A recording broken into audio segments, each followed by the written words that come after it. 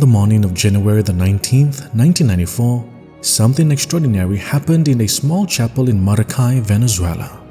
Religious sisters, priests, doctors, scientists, and workers gathered to open the tomb of a humble nun who had died 27 years earlier. No one expected what they were about to see.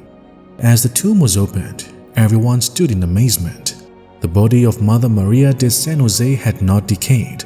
After nearly 3 decades in the ground, she remained incorrupt. Even more astonishing, the clothes she wore were still preserved, and the lilies resting in her hands had remained intact. Those present could hardly believe their eyes. One of the medical experts later declared that her body showed an extraordinary state of preservation. There was no unpleasant odor, no insects, and no signs of corruption. It was as if time itself had respectfully paused. The body later underwent careful preservation work. During this process, specialists discovered that there was no blood remaining and that her skin remained attached to her bones.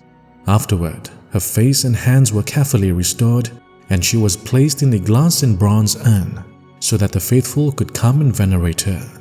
Who was this woman whose body became such a remarkable sign?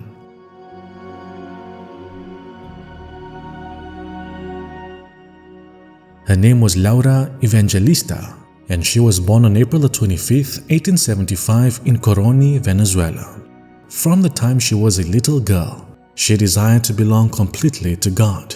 With a pure and generous heart, she offered her virginity to the Lord and dedicated herself to serving those who suffered the most.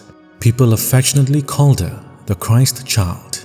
She was often seen entering the parish church and carrying a prayer book and rosary, while wearing a crucifix on her chest. But her love for Jesus did not remain inside the church walls. She took that love into the streets, the hospitals, and the homes of the poor, where she performed countless acts of charity.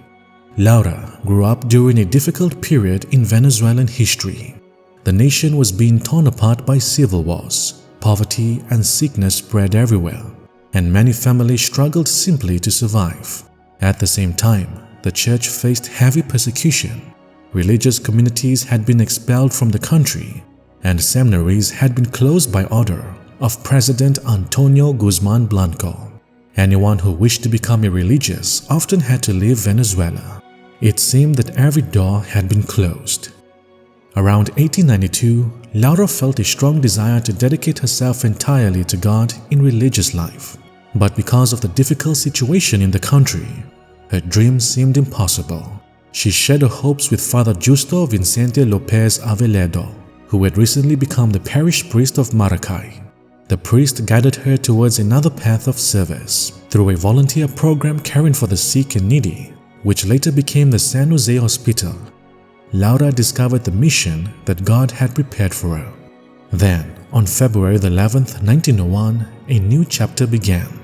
Together with several young women, she officially became one of the Sisters of the Poor of St. Augustine. Father Lopez Aveledo had invited them to religious life and helped establish this new community dedicated entirely to serving others. The sisters adopted the habit of Saint Rita of Cascia in gratitude for the successful founding of the congregation. They also embraced the role of St. Augustine as their spiritual guide.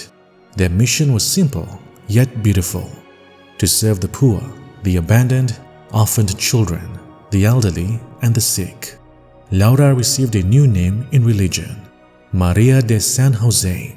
For the rest of her life, Mother María de San José gave herself completely to God and to her neighbors. She loved the Eucharist deeply and spent her days performing humble acts of charity that reflected the love of Christ. Finally, on April 2, 1967, after a life filled with holiness and service, she peacefully surrendered her soul to God. The sisters said she had died in the order of sanctity, a beautiful expression used for those whose lives radiate holiness. 2 days later, she was buried in the chapel of the Immaculate Conception Children's Home in Maracay. There her remains rested quietly for 27 years. Then came that unforgettable morning in 1994. Although the wooden coffin had been damaged by the moisture of the earth, the body of Mother María de San José remained intact, with all of her organs present. It was as though heaven itself wished to remind the world that a life lived in complete love for God never fades. Blessed Mother Maria of Saint Joseph, pray for us.